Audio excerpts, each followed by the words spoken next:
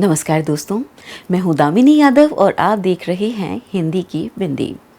आज मैं हालिया रिलीज फिल्म डार्लिंग्स के जरिए आपसे कुछ बातें करना चाहती हूँ। पिछले दिनों नेटफ्लिक्स पर रिलीज हुई ये फिल्म इन दिनों कई कारणों से चर्चाओं में है। हो सकता है कि आप ये फिल्म देख चुके हों, और अगर आपने अब तक ये फिल्म नहीं देखी तो सबसे बेहतर तो यही है कि आप इस फिल्म को देखिए और महसूस कीजिए कि ये फिल्म क्या कहने बताने की कोशिश करती है। तब तक चलिए संक्षेप में हम इसके बारे में आपको कुछ बातें बता देते हैं, फिर छेड़ेंगे उन बातों का सिलसिला जो असल में वजह है आज के बातों के सिलसिले की। इससे आपको भी हमारी बातचीत की कड़ियां जोड़ने और बेस समझने में आसानी होगी।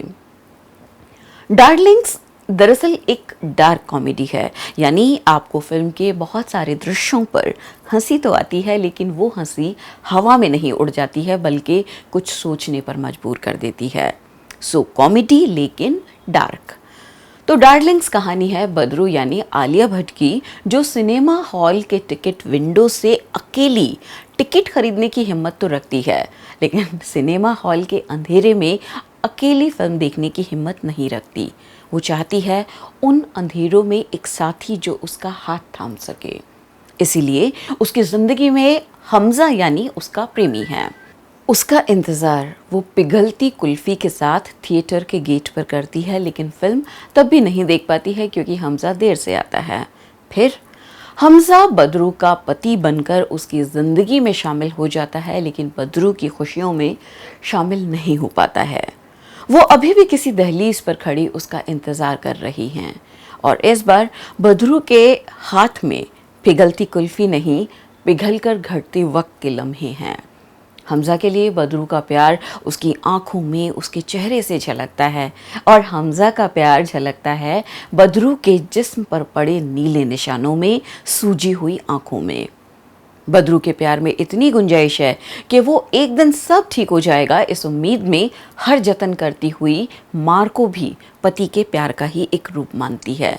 लेकिन हमजा के प्यार में इतनी भी गुंजाइश नहीं है कि वो खाने में 2 कंकड़ भी बर्दाश्त कर ले। अगर हमजा के ही एक डायलॉग के जरिए कहूँ तो मैं इसीलिए तो मारता हूँ कि प्यार करता हूँ, और तू इसीलिए तो सहती है कि प्यार करती है।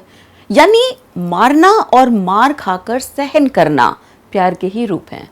मगर फिल्म के इस सीन पर मैं नहीं चौंकी थी, और मेरी बात पर आप भी नहीं चौंके होंगे शायद, क्योंकि हम उसी दुनिया समाज में तो रहते हैं जहां हर घरेलू हिंसा को पति पत्नी के बीच की बात कहकर नज़रअंदाज करने की प्रैक्टिस काफ़ी पुरानी है। खैर, तो हर रात पिटने और सुबह मुस्कुराते हुए पति का नाश्ता तैयार करने का ये सिलसिला तब तक चलता है जब तक बदरू प्रेग्नेंट नहीं हो जाती। उसे लगता है कि जब बच्चा हो जाएगा तो हमजा बदल जाएगा, क्योंकि उसने वायदा किया था कि वो शराब छोड़ देगा। बहुत देर तक इस मार पिटाई की वजह लगती भी शराब ही है, पर वक्त इस गलतफहमी को भी दूर कर देता है जब हमजा खुद कहता है कि मुझे लगता था कि दिक्कत शराब में है, लेकिन दिक्कत शराब में नहीं, खुद मुझ में है। ये वही हमजा है जिसे घर के बाहर अपने ऑफिस में सीनियर का गंदा टॉयलेट साफ करने में भी दिक्कत नहीं होती, लेकिन उसके भीतर की गैरत और मर्दानगी जागती है घर के बंद कमरे में पत्नी पर बेदर्दी से हाथ उठाने में। और आसपास का भरा पूरा मोहल्ला पड़ोस इस नाइंसाफी के खिलाफ आवाज़ उठाने की बजाय अपने घरों में रेडियो टीवी की आवाज़ को और तेज़ कर देता है, और सारी हमदर्दी सिर्फ एक मूक हमदर्दी में बदल कर रह जाती है। तो ये सिलसिला जारी रहता है बदरू के प्रेग्नेंट होने तक। तब भी बदलता कुछ नहीं है सिवाय इस बात के कि हमजा शराब पीना छोड़ देता है, लेकिन इसलिए नहीं कि बाप बनने की खुशी में वो अपना वायदा पूरा कर रहा है, बल्कि इसलिए कि शराब पीने से उसका लीवर डैमेज हो रहा है, और डॉक्टर का कहना है कि अगर वो शराब पीना नहीं छोड़ेगा तो मरेगा। तो शराब छोड़कर हमजा बदरू को जिंदगी नहीं दे रहा है, बल्कि अपनी जान बचा रहा है।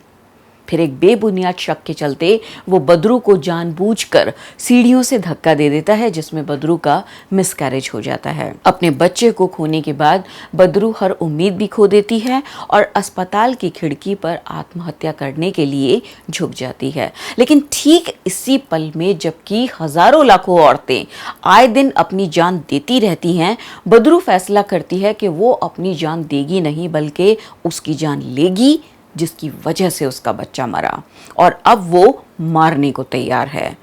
और ये पहलू भी हम समाचार में आए दिन देखते पढ़ते आते हैं, जब जुल्म से तंग आकर बहुत सी औरतें अपने हाथ खून से रंगने जैसा कदम उठा लेती हैं। पर यहाँ ऐसा भी नहीं है। बदरू हमजा के साथ वो सब कुछ दोहराती है जो अब तक वो सहती आई थी, लेकिन जिस पल बात हमजा की जान पर आ जाती है तो वो कहती है कि बिच्छू से बदला लेने के लिए बिच्छू बनने की ज़रूरत नहीं रहती, वरना बेगुनाह मेंढक और जहरीले बिच्छू में क्या अंतर रह जाएगा। बरसों से सुनते आ रहे बिच्छू और मेंढक की कहानी का इस फिल्म में बहुत बेहतरीन इस्तेमाल हुआ है। इस पूरे घटनाक्रम को जिस ढंग से फिल्माया गया है, उसका अनूठापन ही फिल्म को इतना दिलचस्प बना देता है कि अब इसकी कहानी जान लेने के बाद भी आप जब फिल्म देखेंगे तो आपके मनोरंजन में विघ्न नहीं पड़ेगा। पर याद रखिएगा, ये मनोरंजन डार्क कॉमेडी है। आप हंसेंगे तो सही, पर बात को हंसी में नहीं उड़ा पाएंगे। बदरू और हमजा की कहानी के साथ साथ फिल्म में मेहरू यानी शेफाली शाह की भी कहानी चलती है, जो अपने आप में एक अलग ही किस्सा है। जहां अकेली रह रही मेहरू के साथ अगर कसाई विजय शर्मा हमदर्दी रखता है तो वो भी शक के दायरे में रहता है। और इस बात पर तो फिल्म के बाहर भी कई मीडिया कर्मियों तक को, कई लोगों तक को अपने रिव्यू या बातचीत में एतराज करते दिखाया गया है कि फिल्म में मेहरू से आधी उम्र के जुल्फी को उसके प्रति प्यार महसूस करते हुए क्यों दिखाया गया है। क्योंकि हमें इस बात की तो आदत है कि कोई 60 साल का बुढ़ा भी 16 साल की लड़की से संबंध बना ले, लेकिन कोई 50 साल की अधेड़ महिला से कोई 25-30 साल का लड़का प्यार कर ले तो इससे ज्यादा घोर अनैतिक क्या हो सकता है।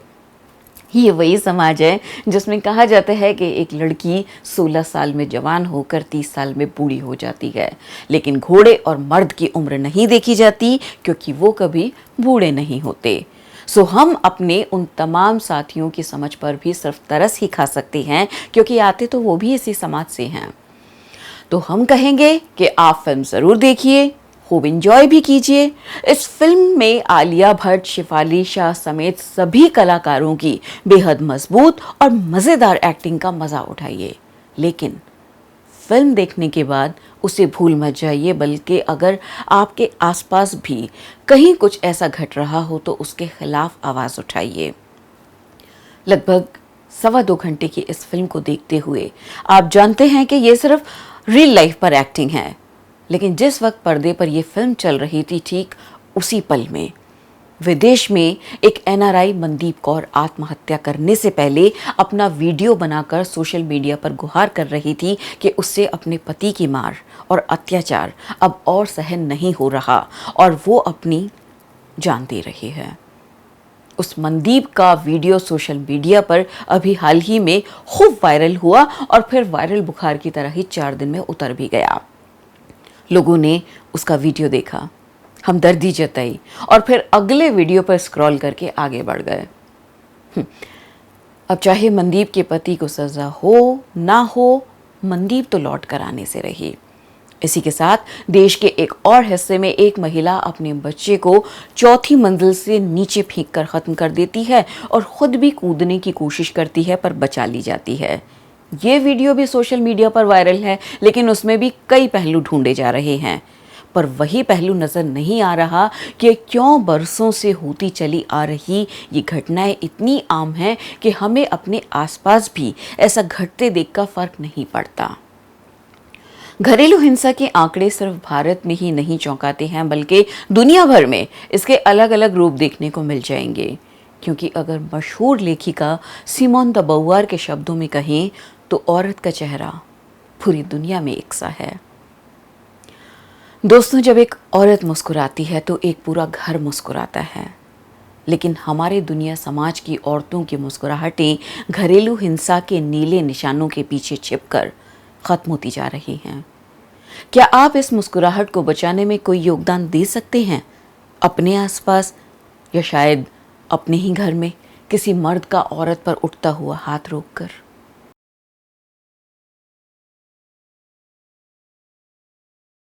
Get a sneak peek of exclusive content before everyone else for channel members only. Memberships start at ₹89.